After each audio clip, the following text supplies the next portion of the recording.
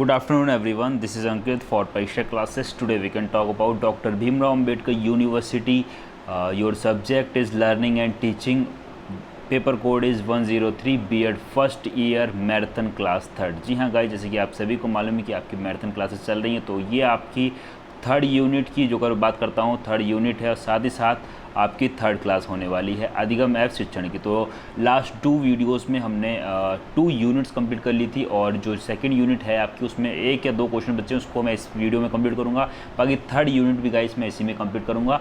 तो चलिए guys, without time waste करते हुए चीज़ों को शुरू करते हैं। और इसी के साथ गाइस, जो अगर वीडियो अच्छी लगे तो वीडियो को लाइक करके जाइएगा। चैनल पर फर्स्ट टाइम विजिट कर रहे हैं, चैनल को सब्सक्राइब करके बेल आइकन को जरूर हिट कर लीजिएगा, और एग्जाम में जाने से पहले एक बार इस वीडियो को ज़रूर देख लीजिएगा। बाकी जैसे कि आप सभी को मालूम है कि डॉक्टर भीमराव अम्बेडकर की यूनिवर्सिटी की जो आपकी डेट शीट आई हुई थी वो पोस्टपोन कर दी गई है। तो क्या अपडेट है उसके बारे में थोड़ा सा जान लेते हैं। और आप सभी के लिए हमने क्रैश कोर्स लॉन्च किया, तो चाहें तो आप लोग क्रैश कोर्स को भी ज्वाइन कर सकते हैं, जिसकी फ़ीस जो है गाइस नाम मात्र ही है। उसको एक बार देख लेते हैं, फिर हम क्लास को स्टार्ट। तो गाइस, जैसे कि आप सभी को मालूम है टीचर्स डे पे हमने आप सभी के लिए ये ऑफ़र चलाया है, ठीक है। तो जो भी कैंडिडेट इसको ज्वाइन करना चाहें ज्वाइन कर सकते हैं, और इस ऑफ़र्स को सिर्फ मैंने बताया था 24 घंटे के लिए वैलिड है। तो ये आज तक और वैलिड रहने वाला, उसके आने फिर ये ऑफ़र आपके लिए वैलिड नहीं होगा, और उसके बाद आपको परचेज़ करना देन आपको पूरी की पूरी कॉस्ट पेड करनी पड़ी। तो 75% ऑफ है, और काफ़ी सारी चीज़ें आपको इसमें मिल रही हैं। जो अगर बात करता हूँ live classes, PDF note, record videos B.Ed first year के लिए है। किसी तरीके की क्वेरी हो नीचे कॉन्टेक्ट कर सकते हैं, तो इसमें ज़्यादा टाइम नहीं लगाऊंगा।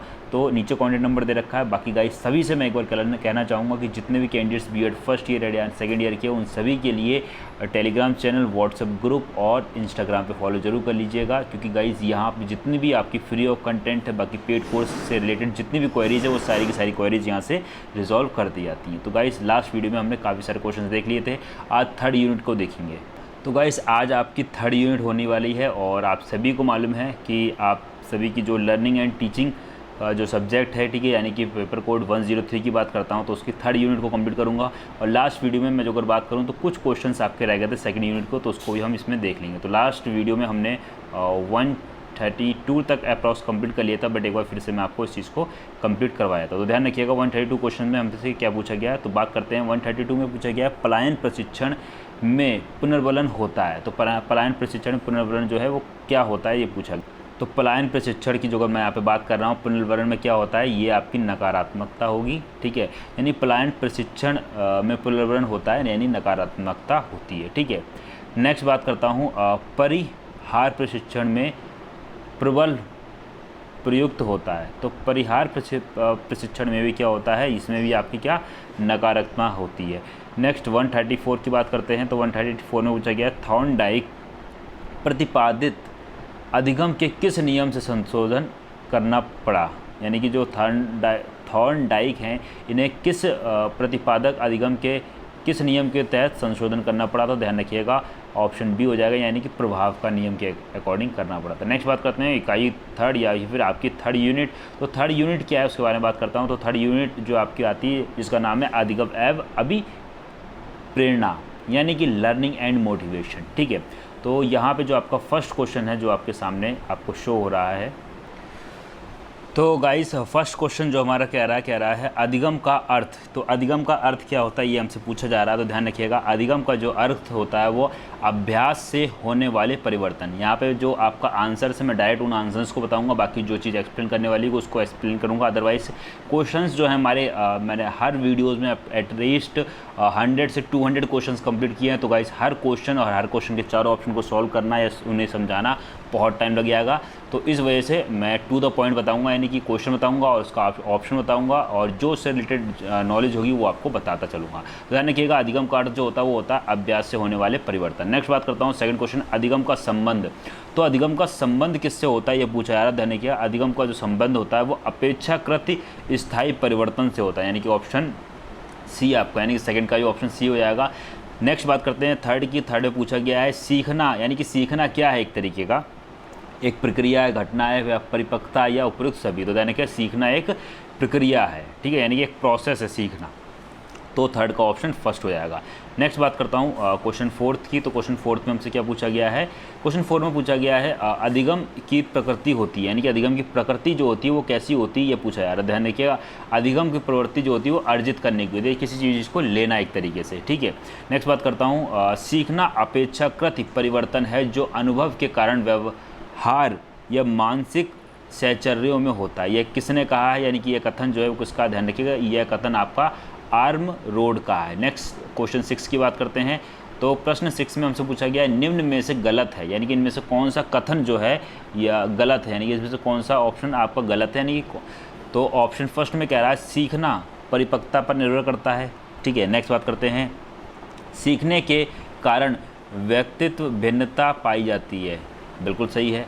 थर्ड बात करते हैं सीखना एक जाति प्रक्रिया है। तो गाइस सीखना एक जाति प्रक्रिया नहीं है, यानी कि ये कथन मेरे को गलत लग रहा है। क्यों? क्योंकि सीखना एक जाति प्रक्रिया नहीं कि सिर्फ एक जाति वाले ही सीख सकते हैं, तो ऐसा नहीं है, कोई सी भी जाति का सीख सकता है। तो बेस्ट ऑप्शन जो है आपका सी हो जाएगा। नेक्स्ट बात करता हूँ सीखना जीवन पर्यंत चलने वाली प्रक्रिया है। तो ये सत्य है, यह सत्य, बिल्कुल सही बात है, ठीक है, यानी कि ट्रू हो जाएगा। नेक्स्ट 8 की बात करते हैं। 8 में पूछा गया है आसु बेल, ठीक है, ऑसू बेल के अनुसार सीखने के कितने प्रकार है, यानी कि जो राइटर हैं इनके अकॉर्डिंग सीखने के कितने प्रकार है, ध्यान रखिए, तो सीखने के 5 प्रकार है, यानी कि 8th का डी ऑप्शन करेक्ट हो जाएगा। नेक्स्ट बात करते हैं 9th की। तो 9th प्रश्न में पूछा गया थॉर्नडाइक कहाँ के मनोवैज्ञानिक थे। हमसे पूछा गया जो थॉर्नडाइक हैं ये कहाँ के मनोवैज्ञानिक, तो ध्यान रखिएगा थॉर्नडाइक जो थे हमारे अमेरिका के वैज्ञानिक थे, ठीक है। और जैसे कि मैंने बताया कि ज़्यादातर जो वैज्ञानिक हुए हैं वो अमेरिका से हुए हैं, ठीक है, या फिर ब्रिटेन से हुए हैं, यहीं से ज़्यादातर हुए हैं। तो आप एक एक्सपेक्ट भी कर सकते हैं, यानी कि एक तरीके से तुक्का भी लगा सकते हैं, जो अगर आपको नहीं मालूम है तो जो अगर ऑप्शन में अमेरिका आ रहा है, ठीक है, तो फर्स्ट प्रियोरिटी आप अमेरिका दीजिएगा। 80% जो बोल सकते हैं वैज्ञानिक हैं, ठीक है, वो आपके अमेरिका से है, उसके बाद में फिर आता है ब्रिटेन, ठीक है। नेक्स्ट बात करता हूँ थॉर्नडाइक ने सीखने के नियम को मुख्यतः कितने भागों में बांटा, यानी इन्होंने सीखने के कितने नियम बताए हैं, यह हमसे पूछा जा रहा है। तो इनके अकॉर्डिंग जो सीखने के नियम हैं वो गाइस 2 नियम हैं। अब बात करते हैं सीखने का संबंध। सीखने का संबंध किससे ये पूछा जा रहा है। तो पहला ऑप्शन आपका औपचारिक सीखना, दूसरा अनौपचारिक सीखना, या ए और बी दोनों तरीके से सीखना। अब तो यहाँ पे जो ऑप्शन आपका हो जाएगा वो आपका हो जाएगा ए और बी, यानी कि औपचारिक और अनौपचारिक दोनों तरीके से। अब औपचारिक अनौपचारिक के बारे में थोड़ा समझ लीजिएगा कि ये एक्चुअली में होता क्या है। तो गाइस औपचारिक होता है, एक अनौपचारिक होता है। तो अनौपचारिक बोलते हैं एक तरीके से घर से जो भी बच्चा सीखता है, और औपचारिक जो स्कूल वगैरह कॉलेज वगैरह में सिखाया जाता है। तो वही बात करी जा रही है यहाँ पे, ठीक है। तो बच्चा घर पे भी सीखता है और बाहर भी सीखता है, यानी कि स्कूल में भी जाके सीखता है। लेकिन शुरुआत कहाँ से आती है, शुरुआत बच्चे की घर से ही होती है, तो ध्यान रखिएगा। प्रश्न 12 की बात करते हैं। तो प्रश्न 12 में हमसे पूछा गया है बालक के समग्र व्यक्तिगत विकास में योगदान। बालक के समग्र व्यक्तिगत विकास में योगदान जो है ये किसका, ये पूछा जा रहा है, तो ध्यान रखिएगा। पहला अनौपचारिक, दूसरा अनौपचारिक, ठीक है। तो बालक के समग्र व्यक्तित्व विकास के योगदान। अब ए और बी, यानी कि एक ऑप्शन जो इसमें दिया हुआ है वो आपका दिया हुआ है औपचारिक, और दूसरा भी अनौपचारिक दे दिया इन्होंने। अनौपचारिक और अनौपचारिक दोनों ही ऑप्शन इन्होंने अनौपचारिक दे रखे हैं यहाँ पे, तो दे सकते हैं फर्स्ट और सेकेंड, ठीक है। बट यहाँ पे जो है इस चीज़ को थोड़ा सा सही कर लीजिएगा, एक आपका औपचारिक होगा, एक आपका अनौपचारिक होगा, ठीक है। तो इसमें ए और बी दोनों ऑप्शन सही हो जाएंगे, ठीक है। किसी को भी, जैसे फर्स्ट वाले को मैं इसमें अनौपचारिक मान लेता हूँ और दूसरे वाले को मैं इसमें औपचारिक मान लेता हूँ, ठीक है। तो इस चीज़ को यहाँ से काट दीजिएगा, ठीक है। यहाँ पे आपको कर लेना है औपचारिक, ठीक है। यहाँ पे आपको औप आगे कर देना है, यानी कि पा तो है ही, तो सिर्फ ओ लगाना है, ठीक है। एक सेकंड, तो और लगा देंगे तो ये हो जाएगा आपका ऑटोमेटिक औपचारिक, यानी कि बालक जो है वो दोनों जगह सीखता है, औपचारिक और अनौपचारिक दोनों जगह से, ठीक है। नेक्स्ट बात करता हूँ क्वेश्चन 13th की। 13th में हमसे क्या पूछा गया है, 13th में हमसे पूछा गया है पावलाव का सिद्धांत नाम से जाना जाता है। जो पावलाव का सिद्धांत है ये नाम से जाना जाता है, किस नाम से जाना जाता है, ध्यान रखिएगा। सूझ का सिद्धांत, अनुभव का सिद्धांत, अनुकूलन का सिद्धांत, या इनमें से कोई, ध्यान रखिए इनमें से किसी का सिद्धांत नहीं है पावलाव का सिद्धांत। स्किनर का सीखने का सिद्धांत पूछा गया है। जो स्किनर के सीखने का सिद्धांत क्या है ये हमसे पूछा जा रहा है। ध्यान रखिएगा, स्किनर का सीखने का, एक सेकेंड, पावलोव का सिद्धांत नाम से जाना जाता है। पावलोव का जो है वो अनुकूलन का सिद्धांत है। ध्यान रखिएगा, पावलोव का अनुकूलन का सिद्धांत है, यानी 13 का सी ऑप्शन आपका करेक्ट हो जाएगा। 14 की जो अगर मैं बात करूँ तो 14 में पूछा गया स्किनर का सीखने का सिद्धांत, तो स्किनर का सीखने का सिद्धांत इनमें से कोई नहीं है, तो यानी कि ऑप्शन डी जो है वो 14 का हो जाएगा। नेक्स्ट बात करता हूँ 15 की। 15 प्रश्न में हमसे पूछा गया शिक्षा मनोविज्ञान का केंद्र बिंदु है। पूछा रहा क्या, शिक्षा मनोविज्ञान का केंद्र बिंदु है, तो कहाँ का केंद्र बिंदु है, यानी कि अधिगम या शिक्षण, प्रशिक्षण या इनमें से कोई नहीं, तो ध्यान रखिएगा शिक्षण, यानी कि ऑप्शन बी आपका करेक्ट हो जाएगा। नेक्स्ट बात करता हूँ, स्किनर किस देश के मनोवैज्ञानिक थे या मनोवैज्ञानिक हैं। स्किनर जो है किस देश के, यानी कि ये किस देश से थे ये पूछा जा रहा है, तो ध्यान रखिएगा ऑप्शन ए स्किनर कहाँ से थे, अमेरिका से थे। पावलोव के अनुसार या अनुकूलन सिद्धांत का प्रतिपादन कब किया गया। पावलोव के अनुसार या अनुकूलन सिद्धांत का प्रतिपादन कब किया गया था ये हमसे पूछा जा रहा है, तो ध्यान रखिएगा 1904 में किया गया था, यानी कि ऑप्शन ए करेक्ट हो जाएगा। नेक्स्ट बात करता हूँ 18 की। 18 हमसे पूछा गया है स्वाभाविक उद्दीपन का संबंध होता है। स्वाभाविक उद्दीपन का संबंध जो है वो होता है, कहाँ से होता है, तो ध्यान रखिएगा प्राकृतिक वस्तु से, ऑप्शन ए आपका करेक्ट हो जाएगा। नेक्स्ट बात करता हूँ पावलोव का मांस देखकर लार का टपकना। पावलोव का मांस देखकर लार का टपकना, तो इसका राइट आंसर कौन सा आएगा, स्वाभाविक प्रतिक्रिया, यानी जब किसी भी लाजवाब चीज़ को देख लेंगे, आप पनीर देख लेते हैं तो पनीर से आपका मुंह में पानी आना शुरू हो जाता है। या सिंपल जो अगर मैं बात करूँ इमली की, अब इमली का जैसे ही नाम लिया होगा हमारे मुंह में ऑटोमेटिक पानी आना शुरू हो जाता है, तो ये चीज़ें ऐसी हो, वही बात करी गई है यहाँ पे भी कि पावलोव का मांस देखकर लार का टपकना क्या चीज़ है, ये स्वाभाविक प्रक्रिया है। नेक्स्ट बात करता हूँ 20 की। तो 20 प्रश्न में हमसे क्या पूछा गया है, 20 में हमसे पूछा गया प्रबलन का संबंध है किसके, अनुक्रिया बढ़ाने से, अनुक्रिया घटाने से, या ए और बी दोनों। तो ध्यान रखिएगा ए और बी दोनों, यानी कि अनुक्रिया बढ़ाना और घटाना दोनों ही चीज़ है, यानी कि ऑप्शन सी करेक्ट हो जाएगा। 21 की बात करता हूँ तो 21 में हमसे क्या पूछा गया है, 21 में हमसे पूछा गया है अस्वाभाविक और स्वाभाविक विजेता में विलंबन अनुकूलन में होता है। ठीक है, अस्वाभाविक और स्वाभाविक उत्तेजना में विलंबन अनुकूलन में होता है, तो किस में अनुकूलन में होता है, पहला बाधक, दूसरा सहायक, या ए और बी दोनों, या इनमें से कोई नहीं। तो ध्यान रखिएगा बाधक में होता है, यानी कि ऑप्शन ए आपका करेक्ट हो जाएगा। नेक्स्ट बात करते हैं 22 की। तो 22 में हमसे क्या पूछा गया है, भाई से पूछा गया पावलोव ने 30 सेकंड से कम समय के अंतर को स्वाभाविक एवं अस्वाभाविक उत्तेजना में अनुकूलन हेतु माना है। ठीक है, तो किसमें, उपयुक्त में या अनुपयुक्त में शीघ्र अनुकूलन में सहायता, या ए और सी दोनों में सहायक। तो राइट और बेस्ट ऑप्शन आपका इसमें कौन सा आएगा, ए और सी, यानी कि आपका इसमें उपयुक्त और शीघ्र अनुकूलन में सहायक माना है। नेक्स्ट बात करता हूँ 23 की। 23 में हमसे ये पूछा गया है पुरस्कृत होने पर जिस व्यवहार प्रतिमान की बारंबारता बढ़ जाती है कहलाता है, क्या चीज़ कहलाता है ये पूछा है। ध्यान रखिएगा क्रिया प्रसूतन अनुकूलन, यानी कि ऑप्शन बी आपका करेक्ट है, क्रिया प्रसूतन अनुकूलन। नेक्स्ट बात करता हूँ 24 की। तो 24 में पूछा गया है प्रत्यय तथा त्रुटि भूल का सिद्धांत दिया गया।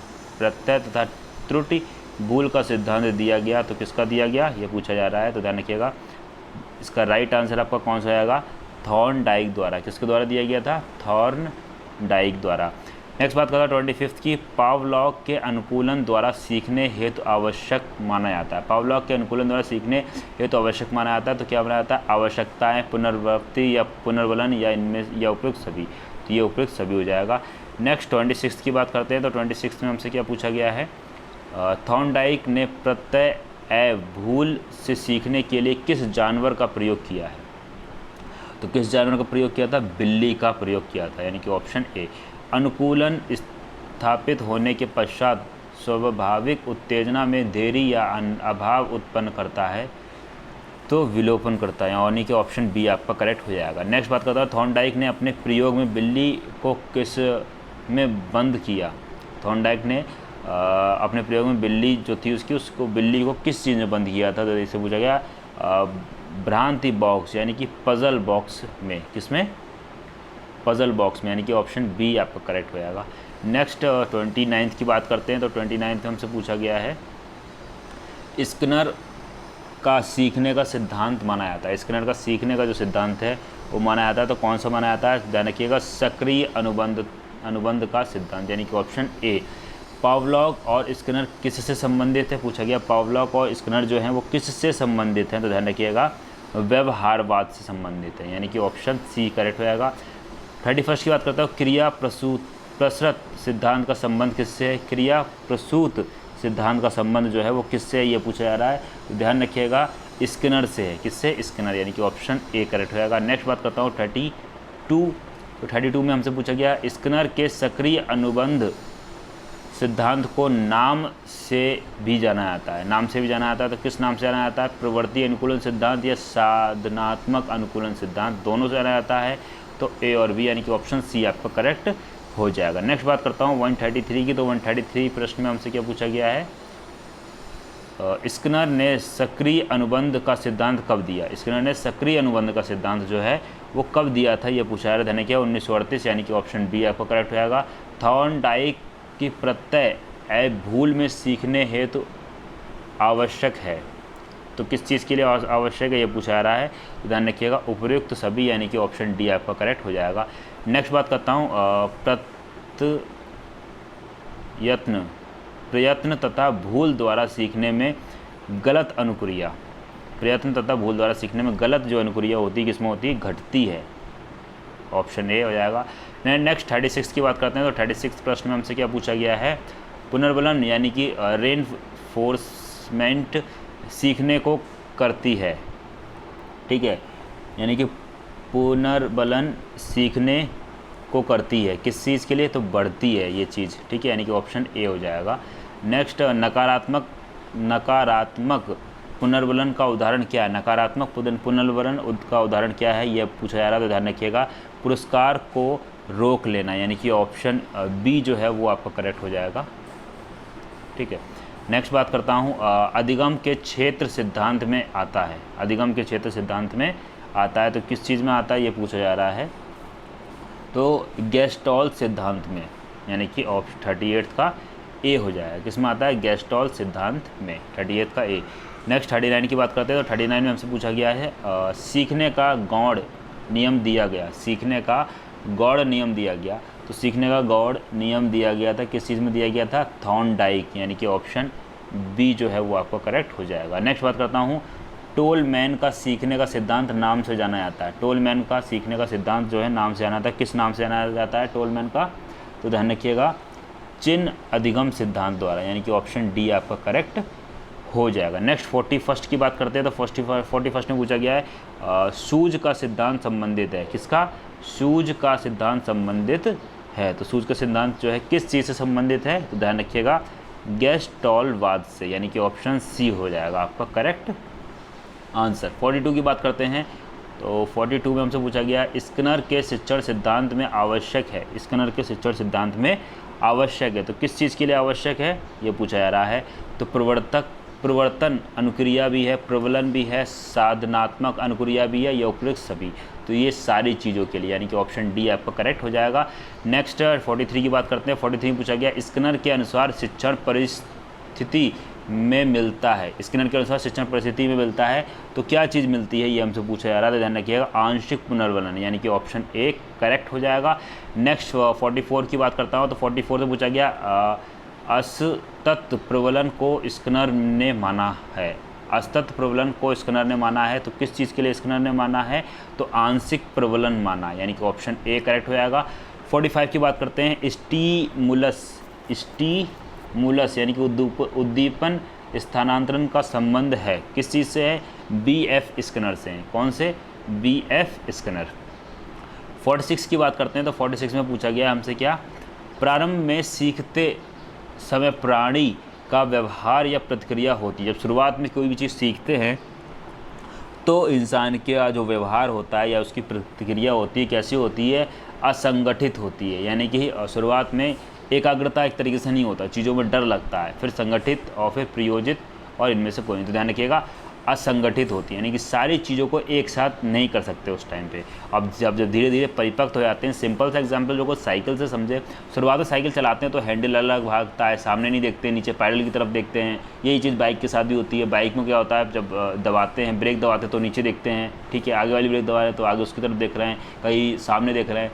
तो ये सारी की सारी चीज़ें। अब ऐसे ही कार के साथ भी होता है, जब फर्स्ट टाइम आपने कार चलाई होगी, ठीक है, तो जब ब्रेक मार रहे होंगे या हैंडल जब काट रहे होंगे तो आप स्टीयरिंग की तरफ देख रहे होंगे, ठीक है, लेकिन सामने देख के चलाना, तो वही बात करी गई है, यानी कि असंगठित होता है, ठीक है। बाकी नॉर्मल कार जो को चलाएं तो किस तरीके चलाते हैं, सामने देखना, बाकी हमारे हाथ और पैर ऑटोमेटिक काम करते रहते हैं, ठीक है। तो इस तरीके से चीज़ों का होना है। तो प्रारंभ में सीखते समय प्राणी का व्यवहार प्रतिक्रिया कैसी होती है, असंगठित होती है। नेक्स्ट बात करते हैं 47 की। तो 47 क्वेश्चन में हमसे क्या पूछा गया है, तो गाइस 47 हमसे पूछा गया है सीखने की उत्तेजना अनुक्रिया सिद्धांत का सर्वप्रथम प्रयोग किया है, यानी सबसे पहले इसका प्रयोग जो है किसने किया था, तो ध्यान रखिएगा थॉर्नडाइक, यानी कि ऑप्शन ए। नेक्स्ट कोहलर तथा कोफ का मनोवैज्ञानिक थे, तो ये किस चीज़ के थे ये पूछा जा रहा है, तो ध्यान रखिएगा गेस्टॉल्टवादी, कैसे थे, गेस्टॉल्टवादी। नेक्स्ट बात करते हैं 49 की, गेस्टॉल्ट का संबंध है, गेस्टॉल्ट का संबंध जो है किस चीज़ से, ध्यान रखिएगा समग्र या संपूर्ण से, यानी कि ऑप्शन बी आपका करेक्ट, यानी समग्र या संपूर्ण से, ठीक है। नेक्स्ट बात करता हूँ 50 की, और 50 में हमसे पूछा गया है प्रणोदन का अर्थ है, किसका, प्रणोदन का अर्थ है, क्या है प्रणोदन का अर्थ, ध्यान रखिएगा शारीरिक रूप से उत्पन्न प्रेरणा, ठीक है। नेक्स्ट बात करता हूँ 51 की। तो गाइस यहाँ हमने 50 क्वेश्चन कंप्लीट कर लिए गए हैं, और इसी 50 के साथ में वीडियो को लाइक कर दीजिएगा, क्योंकि कुछ ना कुछ ज़रूर आप लोग सीखे होंगे इस वीडियो से। और जो अगर 1% भी आप लोग सीखे हैं तो वीडियो को लाइक करके और जल्दी से एक बार शेयर जरूर कर दीजिएगा गाइस, क्योंकि आपके लाइक से हमें थोड़ा सा मोटिवेशन मिलता है। क्योंकि गाइस इतनी लंबी वीडियो बनाना, 1 घंटे 1.5 घंटे की, और कंटिन्यू बेस से बोलते रहना, तो ये बहुत ज़्यादा गले में पेन होने लगता है। तो इसलिए आप लोग एक लाइक और एक शेयर तो कर ही सकते हैं, ठीक है। तो 51 में क्या पूछा गया है, और जितने भी कैंडिडेट कुछ भी नहीं करते हैं तो ध्यान रखिएगा उन्हें कहीं ना कहीं नुकसान होने वाला है। क्यों, क्योंकि गुरु दक्षिणा जरूर देनी चाहिए किसी ना किसी रूप में। तो यहाँ पे आपके जो रूप में हम मांग रहे हैं वो सिर्फ और सिर्फ एक लाइक, एक शेयर और एक कमेंट, बस इतना ही चाहिए। 51 की बात करते हैं। तो 51 में आपसे पूछा गया उद्दीपन उत्तेजना है, ठीक है, बाकी मजाक कर रहे थे, ऐसा कोई नहीं है, ठीक है। तो 51 में पूछा गया है क्या, उत्तेजना क्या है, ठीक है, आंतरिक ऊर्जा है, बाह्य ऊर्जा है, और भी दोनों, या इनमें से कोई नहीं है। तो ध्यान रखिएगा जो उद्दीपन होता है या उत्तेजना होती है, ये आपकी कौन सी होती है, बाह्य ऊर्जा होती है, यानी कि ऑप्शन बी आपका करेक्ट हो जाएगा। नेक्स्ट बात करते हैं 52 की। तो 52 में हमसे पूछा गया है, 52 में पूछा गया है परंपरागत अनुबंध या अनुकूलन का सिद्धांत नाम से भी जाना जाता है, नहीं कि तो किस नाम से जाना जाता है यह पूछा रहा है। देखिएगा सहचर्यात्मक सिद्धांत, यानी कि ऑप्शन ए। 53 की बात करते हैं। एक अच्छा अधिगम निर्भर करता है, एक अच्छा अधिगम जो है किस चीज़ पर निर्भर करता है, ध्यान रखिएगा छात्रों की सक्रिय रुचि पर, ठीक है। नेक्स्ट अधिगम के संज्ञानात्मक सिद्धांत, यानी कि कॉग्निटिव थ्योरीज जो हैं अधिगम की, ठीक है, या लर्निंग एंड टीचिंग की, तो किसकी हैं ये हमसे पूछा जा रहा है। तो ध्यान रखिएगा पहला ऑप्शन है सूच सिद्धांत, दूसरा है गेस्टॉल्ट सिद्धांत, तीसरा है आपका फील्ड क्षेत्र सिद्धांत, चौथा है उपयुक्त सभी। तो यानी कि ये सारे के सारे ऑप्शन हो जाएंगे सही है, उपयुक्त सभी, यानी कि ऑप्शन डी करेक्ट हो जाएगा। क्यों, अधिगम में संज्ञानात्मक सिद्धांत यानी कॉग्निटिव थ्योरीज की बात करें तो कॉग्निटिव थ्योरीज या अधिगम के संज्ञानात्मक सिद्धांत जो सभी ने दिए हैं, सूच सिद्धांत भी हैं, फील्ड ने भी दिए हैं, गेस्टॉल्ट ने भी दिए हैं, ठीक है। तो वही बात करी जा रही है। तो क्वेश्चन को समझ के और क्वेश्चन के अकॉर्डिंग ऑप्शंस के अकॉर्डिंग क्वेश्चन का आंसर देना चाहिए, हमेशा इस चीज़ का ध्यान रखिएगा, ठीक है। 55 की बात पूछी गई, 55 में पूछा गया क्षेत्र यानी कि फील्ड का सिद्धांत किसको द्वारा दिया गया था। तो फील्ड का सिद्धांत जो दिया गया था कुर्ट लेविन द्वारा दिया गया था। नेक्स्ट बात करता हूँ चिन्ह अधिगम सिद्धांत दिया गया, तो चिन्ह अधिगम सिद्धांत जो है गुथरी द्वारा दिया गया था, ऑप्शन ए करेक्ट हो जाएगा। कोहलर अपने सूझ के सिद्धांत प्रयोग में किसका प्रयोग किसका प्रयोग किया, तो इन्होंने किसका प्रयोग किया था, ध्यान रखिएगा, वन मानुस का। किसका, वन मानुस, यानी कि जंगली जो आदमी थे उनका किया था। किसने, कोहलर। अपने किस सिद्धांत के लिए, किस सूझ के सिद्धांत के लिए प्रयोग किया, तो इन्होंने वन मानुस का प्रयोग किया था। किसने, कोहलर ने। और बिल्ली का किसने किया था, ये आपको कमेंट में बताना है। इससे पहले मैं एक क्वेश्चन करवा चुका हूँ आपको। 58 में हमसे क्या पूछा गया है, तो गाइस 58 में हमसे पूछा गया है कोहलर के प्रयोग में प्रयोज वनमानुस का नाम क्या था, यानी कि जिसके ऊपर प्रयोग किया था उसका नाम क्या था, ये पूछा गया है। तो ध्यान रखिएगा, उसका नाम था सुल्तान। ठीक है, तो ये तो नाम आप किसी कीमत पर नहीं भूलेंगे, सुल्तान। 51 की बात करता हूँ।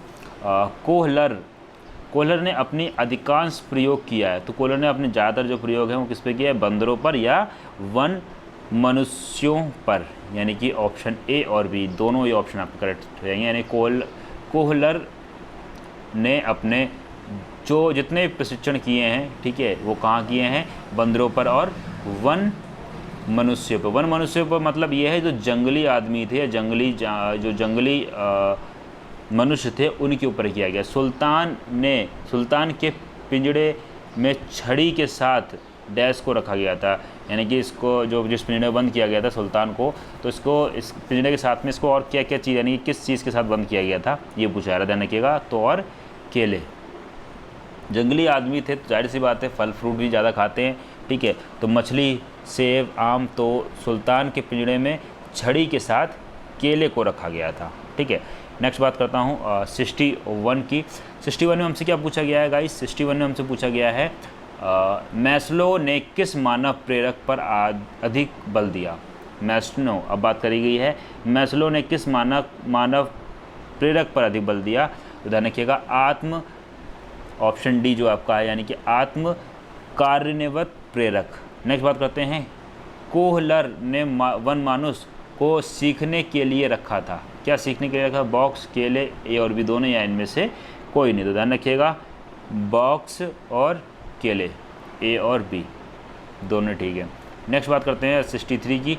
तो 63 में हमसे क्या पूछा गया है, कोहलर ने सूझ यानी कि इंसाइट द्वारा सीखने हेतु निम्नलिखित विशेषता बताई, तो इन्होंने कौन कौन सी विशेषता बताई, प्रेरणा, समस्या प्रतीक्षीकरण या अचानक सफलता या उपयुक्त सभी, तो ध्यान क्या उपयुक्त सभी, यानी कि ऑप्शन डी करेक्ट हो जाएगा।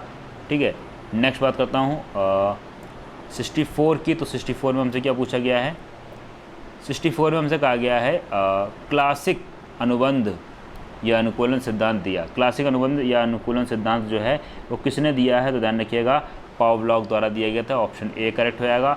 नेक्स्ट बात करूँ, निम्न में से किसने अंतदृष्टि अधिगम है, निम्न में से किसमें अंतदृष्टि अधिगम है, यह पूछा जा रहा। तो अंतदृष्टि अधिगम किसमें है, कोहलर के वन मानुष में, यानी कि ऑप्शन सी जो है आपका वो करेक्ट हो जाएगा। नेक्स्ट बात करता हूँ 66 की। 66 में पूछा गया है स्किनर ने अपने क्रिया प्रसूत अनुबंध सिद्धांत में प्रयोग किया था। ठीक है, तो किस चीज़ पे किया था, तो इन्होंने कबूतर पे किया था। नेक्स्ट बात करता हूँ 67 की। तो 67 हमसे पूछा जा रहा है सीखने के प्राथमिक नियम किसके द्वारा दिया गया। सीखने के प्राथमिक नियम जो है वो किसके द्वारा दिए गए थे, ये हमसे पूछा जा रहा है। तो किसके द्वारा दिए गए थे, थॉर्नडाइक, यानी कि ऑप्शन ए करेक्ट हो जाएगा। नेक्स्ट बात करता हूँ थॉर्नडाइक के प्राथमिक नियम हैं, थॉर्नडाइक के सबसे प्राथमिक जो नियम है वो कौन से हैं, तो तत्परता का नियम, अभ्यास का नियम, प्रवाह का नियम या उपयुक्त सभी, तो ये सारे के सारे किसके हैं, थॉर्नडाइक के नियम। उच्च उपलब्धि प्रेरणा वाले छात्र, अब पूछा गया उच्च उपलब्धि प्रेरणा वाले छात्र जो हैं वो कौन से हैं, तो ध्यान रखिए कठिन कार्यों को अधिक प्रसन्न करते हैं। कौन से, उच्च उपलब्धि प्रेरणा वाले छात्र कठिन कार्यों को अधिक पसंद करते हैं, यानी कि ऑप्शन ए आपको करेक्ट हो जाएगा।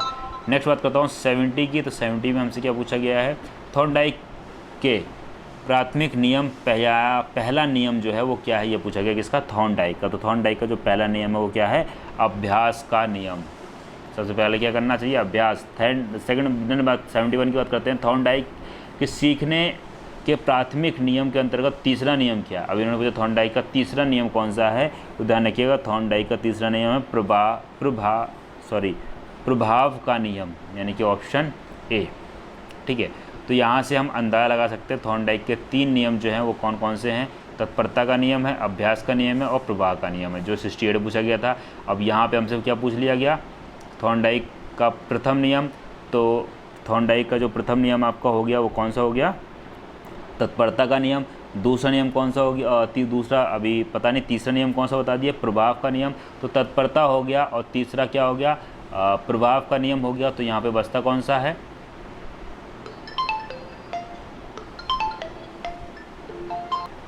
तो गाइस इनके जो अगर बात करता हूँ तो सबसे पहला नियम जो है आपका ये हो जाएगा अभ्यास का नियम।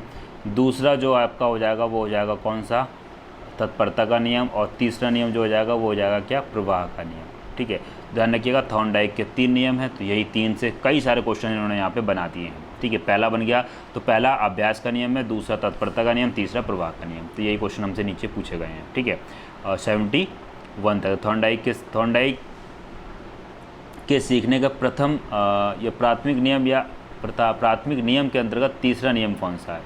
ठीक है, तो तीसरा नियम की बात करिए कौन सा था, प्रवाह का नियम, यानी कि ऑप्शन ए। नेक्स्ट बात करता हूँ 72 की। 72 में हमसे क्या पूछा गया है, व्यवहार की अवधारणा सबसे पहले किसने दी। व्यवहार की अवधारणा सबसे पहले जो दी गई थी वॉटसन द्वारा दी गई थी, यानी कि ऑप्शन ए।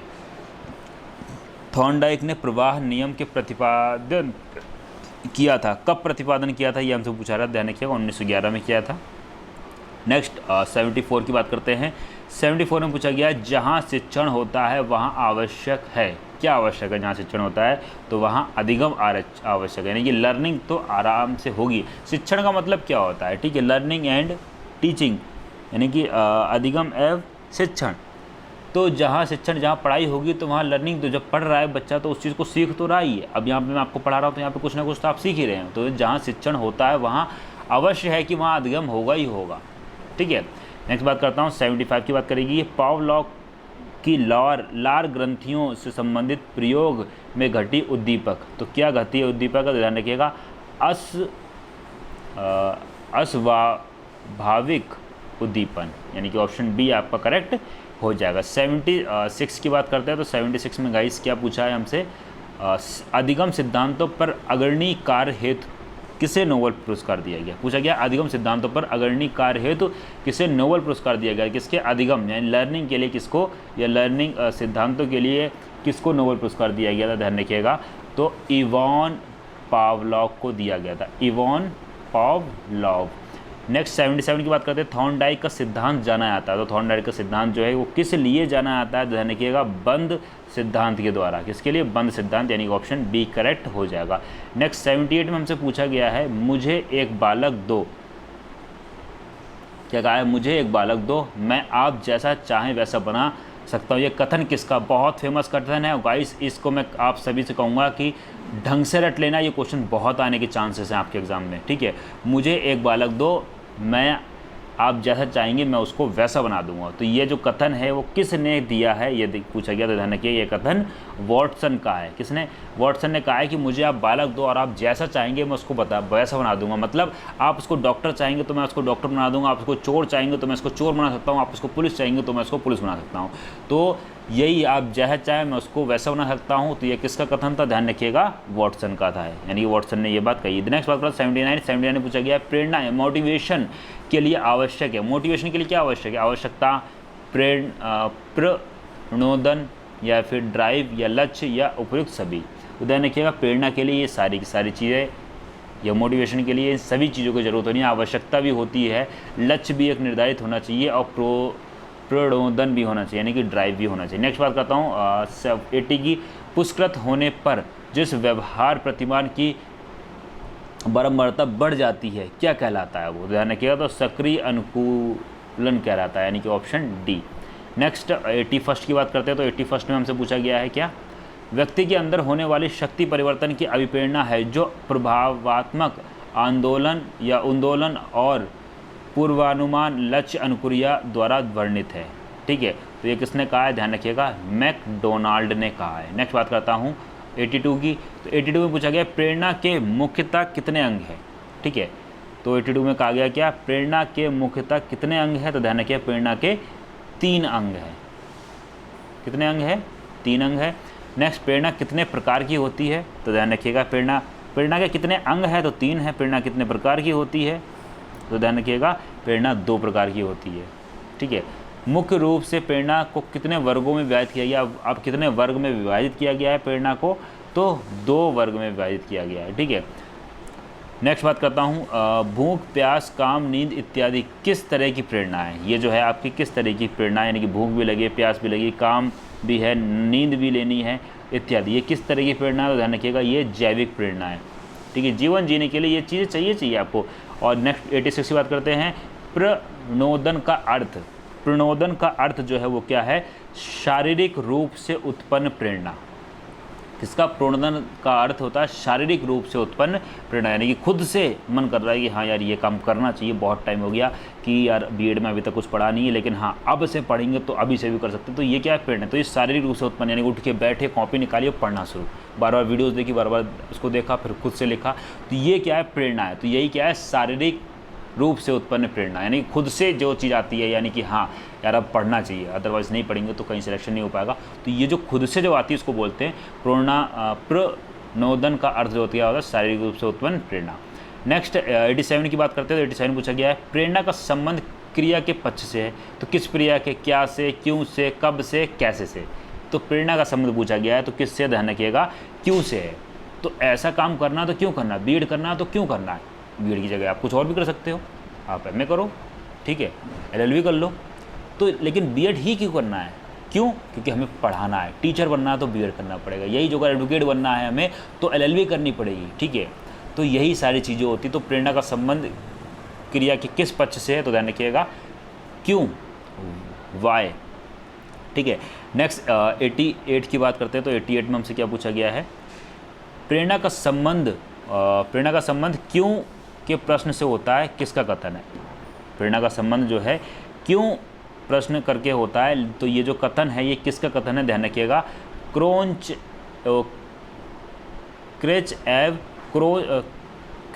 एव क्रचफील्ड का है। किसका? क्रेंच एव क्रचफील्ड। नेक्स्ट बात करते हैं 89 की। तो 89 हमसे क्या पूछा गया है? मूल प्रवृत्ति पर आधारित व्यवहार में संगतता रहती है लेकिन प्रेरित व्यवहार होता है। ठीक है, तो किसका होता है? ध्यान रखिएगा, परिवर्तनशील होता है। कैसा होता है? परिवर्तनशील। नेक्स्ट, प्रेरणागत व्यवहार का कार्य है। प्रेरणागत व्यवहार का कार्य कैसा है? उत्तेजना है, दिशा सूचक है, समपोषण है, उपयुक्त सभी। तो उपयुक्त सभी। नेक्स्ट 91 की बात करते हैं। प्रेरणा का प्रारंभ होता है। तो प्रेरणा का प्रारंभ जो होता है वो कहाँ से होता है? आवश्यकताओं से होता है। जब चीज़ों की ज़रूरत होती है तब अपने आप प्रेरणा आ जाती है। 92 की बात करते हैं। 92 में पूछा गया, प्रेरणा की समाप्ति होती है। तो प्रेरणा की समाप्ति जो है कहाँ से होती है? उद्दीपन प्राप्ति से। किससे? उद्दीपन प्राप्ति से। उद्दीपन यानी कि उत्तेजना संबंधित, यानी जब उत्तेजना खत्म हो जाती है तो चीज़ें खत्म हो जाती है। यानी कि जब रिजल्ट आएगा तो हाँ पढ़ना पड़ेंगे, बढ़िया नंबर लेकर आएंगे। ये जब स्कीम आएगा, जब स्कीम आएगा एकदम एंड टाइम पे, तब हाँ पढ़ना शुरू कर देंगे और फिर खत्म हो जाती है। तो ये अगर उद्दीपन यानी कि उत्तेजना संबंधित होती है। तो उत्तेजना किससे? बाह्य वातावरण से, आंतरिक वातावरण से, ए और बी दोनों, या इनमें से कोई नहीं। ध्यान रखिएगा, जो उत्तेजना होती है किससे? बाह्य वातावरण से होती है। ठीक है, नेक्स्ट बात करते हैं 94 की। तो 94 में पूछा गया है क्या? मैस्लो ने मानवीय आवश्यकताओं को कितने भागों में बांटा है? किसने? मैस्लो ने मानवीय आवश्यकताओं को कितने भागों में बांटा है? ध्यान रखिएगा, 4 भागों में बांटा है।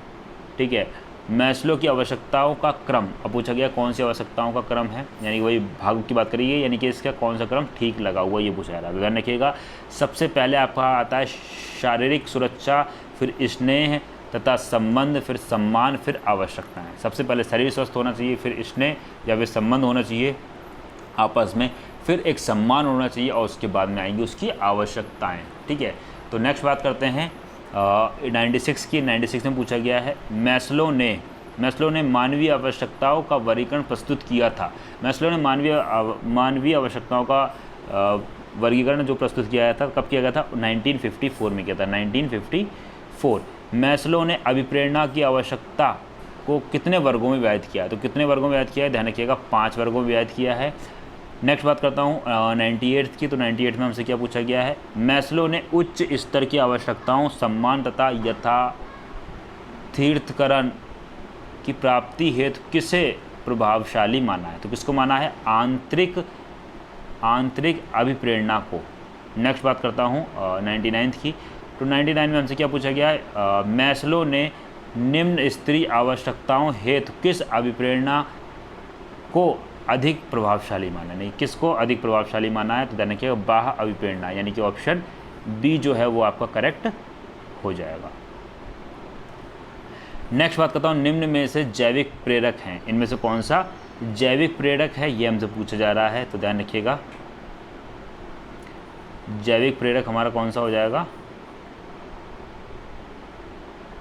एक सेकंड, निम्न में से जैविक प्रेरक हैं, ठीक है। तो जैविक का मतलब होता है जीवन जीने के लिए, तो नींद चाहिए, प्यास लगेगी पानी पियोगे, भूख लगेगी खाना खाओगे, तो यानी ये सारी की सारी चीज़ें क्या हैं आपकी जैविक चीज़ें, यानी कि रोज़ाना जीने की चीज़ें हैं, ठीक है। नेक्स्ट बात करते हैं 101, एक सेकंड, 100 कंप्लीट हो चुकी है, मैंने बात करी थी 100 प्लस क्वेश्चन कब कंप्लीट करेंगे, तो गाइस इसीलिए जल्दी से एक बार वीडियो को लाइक कर दीजिए, क्योंकि 100 क्वेश्चन हम लोग सेंचुरी पूरी कर चुके हैं, ठीक है। लेकिन मैं अभी भी यहाँ रुकूंगा नहीं, अभी इसके आगे भी जाऊँगा और बहुत आगे जाने वाला हूँ, काफ़ी सारे क्वेश्चन कंप्लीट करूँगा, वीडियो चाहे कितनी लंबी हो जाए।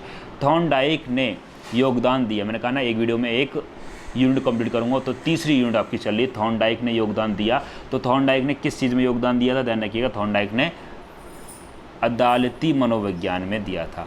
अभिप्रेरणा स्वास्थ्य सिद्धांत का प्रतिपादन किया गया, अभिप्रेरणा स्वास्थ्य सिद्धांत का प्रतिपादन किया था, तो किस चीज़ में प्रतिपादन किया था, फ्रेडरिक हजबर्ग ने किया था। अभिप्रेरणा की प्रविधि है, अभिप्रेरणा की प्रविधि है, ठीक है। तो प्रशंसा है अभिप्रेरणा की, या नवीनता, या पुरस्कार, स्मरण, या उपयुक्त सभी, तो ध्यान रखिएगा ये सारी की सारी किसकी है, अभिप्रेरणा की प्रविधि है। 104 की बात करते हैं, तो 104 में पूछा कि निम्न में से कौन अभिप्रेरणा की प्रविधि नहीं है, पूछा गया कौन सी प्रविधि नहीं है, तो ऊपर आकांक्षा का स्तर, नवीनता, प्रगति का ज्ञान, या बाह्य प्रेरणा, ध्यान रखिएगा क्या नहीं है, बाह्य प्रेरणा, बाहर की प्रेरणा जो होती है वो नहीं है। प्रेरणा का प्रकार है, पूछा गया है क्या, प्रेरणा का प्रकार, यानी इनमें से प्रेरणा का प्रकार कौन सा है, ये हमसे पूछा जा रहा है, तो ध्यान रखिएगा सकारात्मक और नकारात्मक। तो प्रेरणा जो होती है पॉजिटिव भी होती है, नेगेटिव भी होती है। पॉजिटिव नेगेटिव का कहने का मतलब ये है किसी के लिए अच्छा करना, सकारात्मक है किसी के लिए गलत सोचना, नकारात्मक यानी किसी को बचाना है, सकारात्मक है किसी को मारना है, नकारात्मक, लेकिन प्रेरणा तो दोनों ही है, ठीक है। तो वही प्रेरणा का प्रकार सकारात्मक सी होती है और नकारात्मक भी होती है, यानी कि अच्छी चीज़ों से भी सीख सकते हैं, बुरी चीज़ों से भी सीख सकते हैं। तो ए और बी दोनों, यानी कि ऑप्शन आपका सी जो है बिल्कुल करेक्ट हो जाएगा। तो गाइस यहाँ आपकी 4th यूनिट है और 4th यूनिट आपकी है शिक्षण एवं अधिगम, टीचिंग एंड लर्निंग, तो इसको हम देखेंगे नेक्स्ट वीडियो में। बाकी इसी के साथ वीडियो अच्छी लगे तो वीडियो को लाइक कर दीजिएगा। किसी तरीके का डाउट होता है तो आप बाकायदा कमेंट करके पूछ सकते हैं। साथ ही साथ जो हमारा ऑफिशियली नंबर है टेक्निकल टीम का, तो आप उससे बात कर सकते हैं। जो नंबर है वो यहाँ पे मेंशन कर देता हूँ, 9897971587। पेड कोर्स ज्वाइन करने के लिए आप इससे कांटेक्ट कर सकते हैं। सारी की सारी चीज़ें आपको यहाँ पे अवेलेबल करवा दी जाएंगी, बता दी जाएंगी। इसी के साथ मिलते हैं नेक्स्ट वीडियो में, तब तक के लिए thanks for watching, have a nice day. जय हिंद, जय Bharat, love you to my dear friends, thank you so much all of you, take care and bye bye.